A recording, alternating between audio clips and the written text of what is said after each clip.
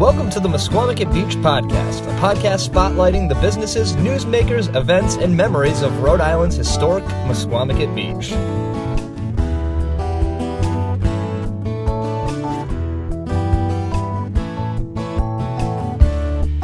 Hello, everybody. Welcome to the first episode of the Misquamicut Beach Podcast. I am Ben Barber. I'm one of the producers of the show. And today, for the very first episode, we're going to give you an overview. And I am sitting down and talking to Caswell Cooke, the executive director of the Misquamicut Business Association, and the other producer of this podcast. Well, how you doing? Good. How are you? I'm great. I'm excited to be. I'm excited to be doing podcasts finally. You know, we've done all the other mediums, and you said we need podcasts. Yeah. Well, you did one of our shows a few years ago to talk about Springfest, and I did. You're always on the radio around here, promoting the shows. And you actually used to host your own show on it was a public access show, but you had insane guests. Yeah, we used to do a show called the Caswell Cooke Show. No stretch there. And we started in 1995 when I was 21. And over the years, I think we did the show. I think the last episode I did was probably 2012, and because, you know, kids and stuff and real life happens. But we've had everybody on the show, from the Beach Boys to the Who to Conan O'Brien, a lot of politicians, from Bob Dole to former Vice President Dan Quayle, Jeb Bush, Teddy Kennedy. We've had people like Peter Jennings from the news, who passed away. We've had one of my favorites, Dan Rather, from CBS Evening News formerly, and just a lot of cool guests. I used to use it as a way to get backstage to concerts. Yeah. And to meet people that I always thought were cool. And it kind of, that started before the Misquamicut Business Association, but when we started the MBA in 2000, that sort of theme of bringing some of these famous or formerly famous people to Misquamicut has been a reoccurring theme in the last 18 years that I've been doing the job, as far as bringing some talent to our beach. So it kind of like mixed into each other as the years went on. So that obviously makes me think of the festivals, so Spring Fest and Fall Fest, which is the two yearly festivals. And we'll get into that in a little bit. So it's January right now when we're recording this first episode. Nice and cold. And you said when we walked into the house that you always feel better in the summer. I do. But just because it's not the summer doesn't mean that things aren't going on in Misquamicut. So coming up in a few weeks, we have the luau. Yeah. And can you tell me a little bit more about that? Yeah. I mean, the winter time is when we plan everything. So, you know, after we get done in October with our final event, which is our Guy Fawkes Bonfire Night in October, we take a few weeks and breathe, and then we have to immediately start planning for the summer. So we have like 40-something drive-in movies, and we have concerts on the beach, and we have festivals and fireworks and all kinds of stuff, and car shows and magic shows, and they don't just happen by themselves. And so we have to start in like November coming up with our magazines and maps and selling advertising, getting sponsorships. So the winter is when we actually work. And the summer we kind of have to just do. Like, we do the events and we ride it out and just like hold on and go. And, you know, selling things like, you know, selling space in our tourist center and all that stuff that we do in the wintertime. So, but our first big event for the season is always the first Friday night in February every year for over a dozen years. And we have this huge luau. And, you know, there's so many events that go on in our town that are fundraisers, and they're all worthy causes. And so we just wanted to have an event where we forget about the speeches and the rubber chicken dinner, and just have a party. And that's why I think for a dozen years it's worked. We have a band, we have a silent auction, we have a raffle, and we have food from everywhere. Whether it's you know, some new restaurants in town, some old favorites, they all donate a dish, and so you can go in, and for like $20 or $25 at the door. That's why people should get their tickets in advance.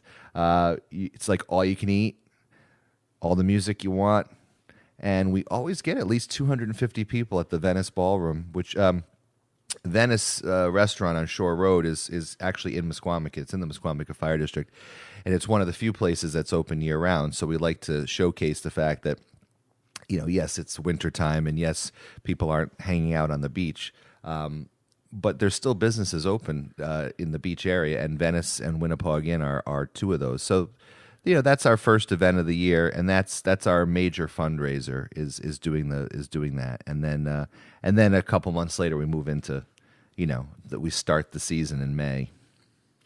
So spotlighting local businesses like Venice is kind of what this show is going to be all about. So you're not going to be on every episode. It's not going to be the two of us talking. What? Yeah, sorry. That was actually your call. But so we're going to get business owners and people who work at the businesses for a long time, or who have worked at the businesses for a long time. Excuse my English. And people that have memories of Misquamicut. Yes. And the people who clean up the beach for everybody. Right. So that's kind of the purpose of the show, is to share some of the fun stuff that happens, some of the real stuff that happens, and to spotlight all of the businesses, because the area is way more than just that state beach. Right. Yeah, I think that's something that I've always tried to get out there. A lot of folks that hear the word Misquamicut, and we're famous. Our beach is famous, especially in Connecticut, Massachusetts, New York. Not so much in Rhode Island. I wish it was. Rhode Islanders don't come here for some reason. We want them to, but on average, I mean. But Hartford, Springfield, those areas, huge. New Haven. But a lot of people that come here come down Route 78, Winnapaug Road, and they almost have like the horse blinders on, and they're going right for that State Beach parking lot, and they think Misquamicut is the State Beach parking lot. That's, to them, the pavilion. That is what they call Misquamicut. And what we try to get out with the business association is that Misquamicut has hundreds of homes, 50 businesses, over 10 different places for the public to park. And so when people say Misquamicut Beach, do they mean the Pleasant View, the Andrea, Patty's, the Windjammer, the Dunes Park? Well, it's a whole strip. The amusements, the water slides. And I remember years ago, I knew we had work to do when we first started Facebook. And our Facebook presence now is over 100,000, which is amazing. And it's the largest Facebook presence of any destination in the state of Rhode Island. In fact, it's even larger than the state of Rhode Island's own Facebook page. But I remember someone posted years ago, I posted something about Water Whiz, which is the place where we have the water slides. And this guy very innocently said, well, I've been going to Misquamicut for 20 years. There's no water slides in Misquamicut. And I said, okay. And so my friend George Tattersall, who's going to be one of the guests, former president of the MBA, he said, let's go to the State Beach, Caswell. I said, okay. So we went to the State Beach one day. Busy day, full 2,700 cars parked. We go up on the pavilion. He goes, okay, you're a mom. You're here with your two kids. Look to the left. What do you see? Well, a half a mile down, I see some gray buildings. Okay, look to the right. What do you see? Well, a half a mile down, I see some gray buildings. He's like, you going to grab your kids and walk down there and don't even know what's down there? It just looks like some houses.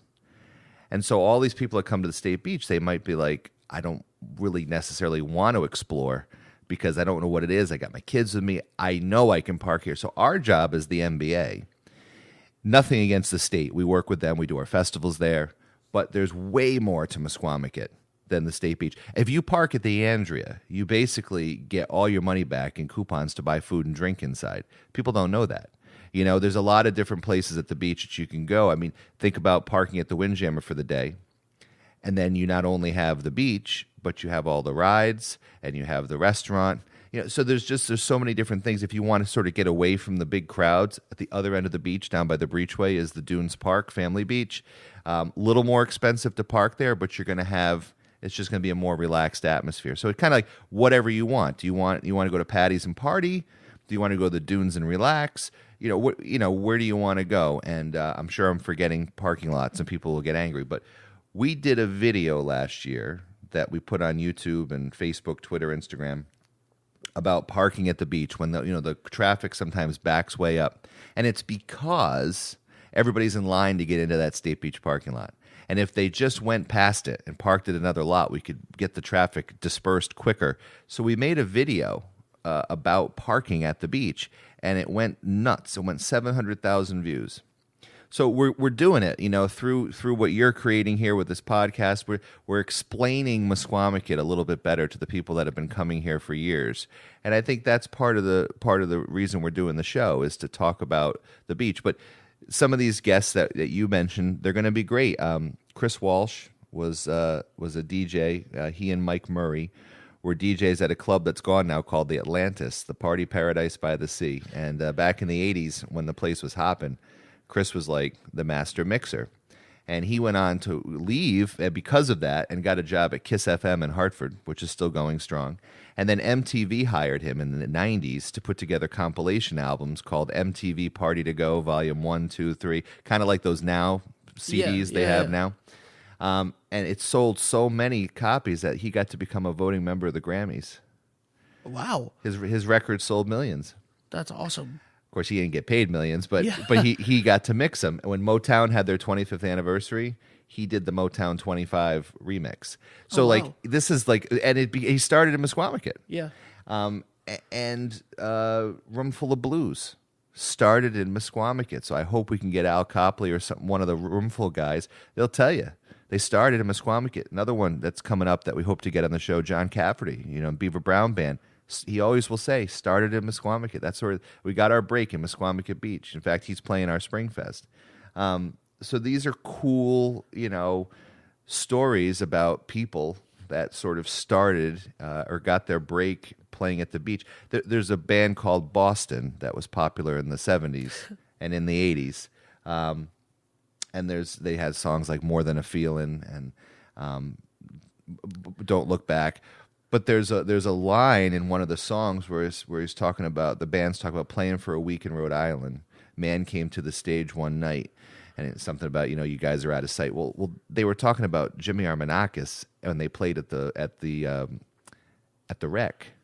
I mean, so Boston, the band that sold millions of records, played at the Rec, and they wrote about it in a song about playing for a week in Rhode Island, and this guy from Westerly, who's gone now, but he came up to him and said, "Man, you guys are out of sight. You got to play some more." Whatever. But those are the kind of cool stories, over the years of some of these people that have come to our town or got their break in our town, and that story's got to get out there. I think this is a way to do it.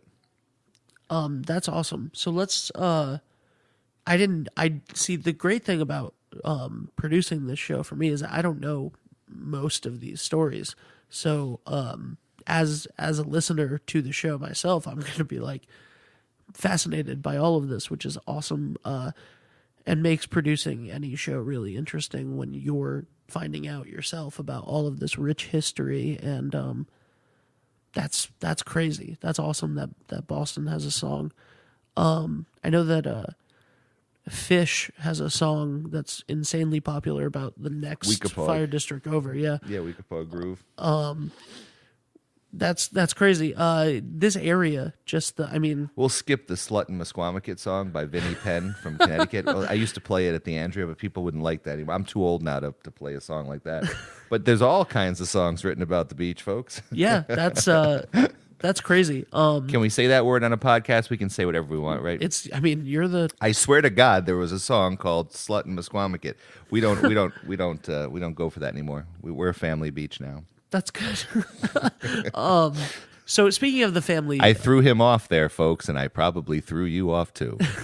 So speaking of the family atmosphere, two huge events every year that we talked about a little bit. Earlier, Spring Fest and Fall Fest. They kind of cap off. They start and end the busy season. Is that would you?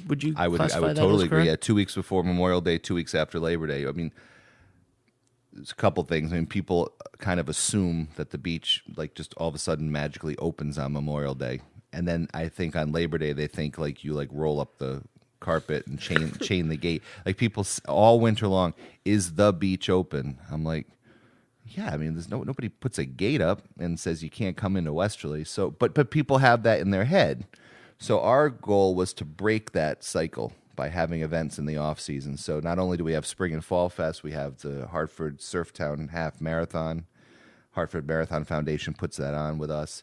We do the Guy Fawkes Bonfire Night, which I'm sure we'll talk about at some point. So we have other events that are pre and post season. But the way it came about was I had an idea to do a big music festival. I always wanted to, create a Woodstock or something. And I liked all these, I'm 43, but I like all these people my parents like. So I'm like a Beatles freak, and, I like all the stuff from the 60s and 70s. Many of the things I like are from before I was born. So I wanted to do a music festival. So I went out and raised like 70 grand, and we got this huge stage. And in July, in 2005, we did our first music festival. And it was Pete Best, who was the original drummer of the Beatles before he got kicked out in favor of Ringo. So that was kind of a cool, Beatle-y connection. And then our headliner was Davy Jones from the Monkees, who, huge TV show. And unfortunately, Davy passed. But I had met Davy through my TV show 5 years earlier, and he had come to Misquamicut, had lunch at the Andrea, was on BLQ, came to Seafood Haven, all this stuff. So I said, well, Davy would be great. So we had Davy, and we had 10,000 people show up, and it was a great festival in July. And then we'd had bands like Jefferson Starship, Chad and Jeremy, Jan and Dean, Eric Burden and the Animals. We had Justin Guarini, who was the runner-up to Kelly Clarkson from American Idol. We had just all these cool musicians over the years. And we did that for about 5 years, and it was huge. But my business owner said, Kaz, we already have 10,000 people here in July. Can you do something that brings them here when we need them? Yeah. So George Tattersall, our former president, who used to own Bayview Fun Park, and back in the day owned Mystic Fun Center in Carousel, which is gone now. And he also worked for years at the Windjammer when it was a skating rink and things like that. He and Charles Treffis, who owns the Windjammer, and I think Tom from Purple Ape, kind of said, they steered me in a different direction. They said, listen, let's bring in the amusements. Let's bring in vendors. Let's make this 3 days so you're not blowing it all in one night. And you do the music, Kaz. You do that part, but let's stretch this out. And that's what we did. And so we had people like Rick Derringer and some other classic rock people over the years play. Last year we had Christopher Cross, who was a huge Grammy winner. Sailing is his biggest hit. And we just kind of morphed it into a 3-day spring, 3-day fall festival with 80 vendors, 12 to 15,000 people coming through over the course of the 3 days. We do Friday, Saturday, Sunday. This year it's May 11th, 12th, 13th. And then September, it's 2 weeks after Labor Day. So, yeah, I mean, Spring and Fall Fest, this will be its 8th year, which is crazy to think. Because we started in 2010, and we do 2 a year. So when we get finished with this year, we'll have done 16 of these things. And they're like, they're like $100,000 operations. You're creating a little city. You're employing a ton of people. You got everybody involved. There's so much to do. There's so many things that have to be brought to the site. You got to work through the state of Rhode Island with the town of Westerly, Department of Environmental Management. And it ain't easy, but it's a heck of a lot of fun. And I think Spring and Fall Fest have become like local traditions for people. It's crazy to... when you come down, what is the road that you talked about earlier? Winnipaug. The Winnipaug Road. When you come down Winnipaug Road, and you, especially at night, but anytime, and you see the lights and the Ferris wheel, on the beach in that skyline that so well of the beach to your left when you're coming down, but when you see the just this amusement park set up, and the big Ferris wheel, it's you automatically get excited because you're going down to the beach. You have the anticipation of going down to the beach, but then when you see that, it never doesn't bring a smile to my face. Well, you know what it is? There's two things that it makes me think of. One is George Tattersall, who always says, we want to create memories. So that 7, 5, 10-year-old kid that comes to the festival, they're going to remember that their whole life. And I'm reminded of the Billy Joel song where he said, the good old days weren't always good and tomorrow ain't as bad as it seems. We are the memories. We're creating tomorrow's memories that in 30 years, if this stuff isn't around, they'll say, geez, Misquamicut used to be so cool. It used to have drive-in movies and car shows and these huge festivals. I mean, hopefully they'll never go away. But, 50 years from now, there could be some 60-year-old guy sitting there going, geez, when I was 10, Misquamicut Beach was the place to be. And I'm happy that we've created that because for many years, the beach wasn't that. The beach was known as like a place for drinking and drugs and, loud noises and bike rallies or something. And not that there's anything wrong with any of that, but that's kind of the locals looked at it negatively. And I think it's taken us close to 20 years to change that reputation around. And now what you're saying is the norm. Yeah, and so the family beach atmosphere, also, it feels like tradition because of the things that you've implemented, the classic car shows, the festivals, in particular, the festivals and the drive-in movies. If you're a kid now, you can enjoy that and love it, and it's the coolest thing in the world. But if you're an adult who has a fondness for when they were a kid, the drive-in movies, the classic car shows, the bringing a kid to a festival in a cool place. Mm-hmm. It has a mix of cool now and nostalgia. Yeah, I mean, I've never been a very original person. I don't have a lot of original ideas of my own. What my job, I think, is to find stuff that worked in the past and to bring it back. I'm a big nostalgia person. So I would have never been the guy that invented the drive-in, but I'm certainly the guy that can bring it back because it's cool. And because, I think you're right. So I keep saying my age. So I'm 43. And when I was a kid, I lived out on Route 1 where the drive-in was, which is now the golf course out across from Shelter Harbor. And our house, actually, our backyard went up to the back of the screen. It was very cool living there as a kid. I was really little, but we went to some movies there, like in the early 80s. And then the place went out of business in, 85, 86, 87. And we didn't have a drive-in for all those years in Westerly. And fast forward to maybe 2010 or 11. I forgot what year we started the drive-in. Isn't that terrible? But my friend John Gonzalez, who we call Gonzo, he said, why don't we do a film festival in Misquamicut? We were just batting around ideas one day. And I said, yeah, And he goes, play some old films, Yeah. And then he was thinking like In the Windjammer, like kind of set up a big screen. And then somehow that morphed. And I said, well, what about, God, but you could do a drive-in. So back to George again, we had purchased these 2 sea-land cargo containers, the big containers you put on ships to do transatlantic crossing with stuff. So we Outback Storage sold us these 2 containers, and we needed the containers because we needed a place to put our golf cart for the road crew, the water lines, the signage, all the stuff from the festivals. We needed a storage, so containers are, So someone came up with the idea, let's stack them and weld them together, and then on the front we put a drive-in screen. And I went out and got a projector, and out of the back of my Jeep with 2 DVD players. It's ghetto style, but it works. And Chris Walsh, who we spoke of, he does it's actually almost cooler than the movies. He does the preview reel. We sit down and we'll find old commercials. The old I'd like to buy the world a Coke commercial with everybody on the mountaintop or something, something retro. And then we have an opportunity for people to advertise on the screen.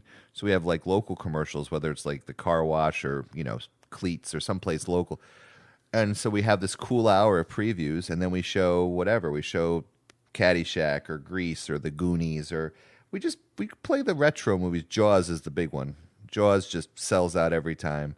And for $15 a car, and you can put 8 people in a truck. I don't care. It's just $15 Yeah. across the board. $15 a car, and instead of like $8 sodas, we have like $2 sodas. And instead of $16 candy bars, our candy bar is like $1. Yeah. And we have this retro thing where you tune your radio in and you watch the movie. It isn't as big as most drive-in screens, but it's still pretty big. And it's still pretty cool. And this year we've expanded, so we do Friday nights from May through October. And then in July and August we add Thursdays, and this year we're adding Saturdays. So we're doing, I think, 42 movies in 2018. That's awesome. Yeah, I was looking at the list the other day. Got a few new things in there. We threw in like Wonder Woman. We threw in Kong Skull Island. We got, Rogue One. Yep. So there's some stuff from the last couple of years. But we probably are more heavy on the 70s and 80s. Yeah, there's a good mix. There's a mix. Like I said before, just about Misquamicut in general, there's a really good mix of current and nostalgia, which is awesome. So that about does it for the first episode. Thank you very much, Caswell. Well, I hope people will find this interesting. Certainly the subsequent episodes will be more interesting than what I can come up with. But we hope to have some really good guests for you each week. Some famous guests, some locally famous guests, some people that are just part of the fabric of Misquamicut, the businesses that are the fabric that have been there for generations. And we hope to bring all these cool people to you and really spotlight what Misquamicut has to offer in terms of food, shopping, and hotels and things like that. So if you liked this episode, please subscribe on iTunes, leave a comment, leave a review, a rating. That really helps us get the word out and find more people. You can like Misquamicut Beach on Facebook, which should be easy to find because there's over 100,000 people currently that like it. So we'll have updates on there that Caswell will be posting about the show when it comes out. It'll be a bi-weekly show. And if you don't like iTunes, you can get it on Google Play, in the Android store, obviously, Spotify, iHeartRadio, YouTube, and just the website. And we'll have links for all of that stuff. Thank you guys very much. And next time you come to Misquamicut Beach, because if you're listening to this podcast, you probably come to Misquamicut Beach or you're planning to, go outside of that state beach. Go explore outside that state beach. That's kind of the motto of this show. That's the purpose of this show. There is so much to discover in Misquamicut, and I'm really excited about giving everybody an opportunity to see what's out there. Cool. Thank you very much. No problem. Thank you. Have a good one, guys. For more information on the events and businesses of Misquamicut Beach, make sure to follow us on Facebook, Twitter, and at Misquamicut.org.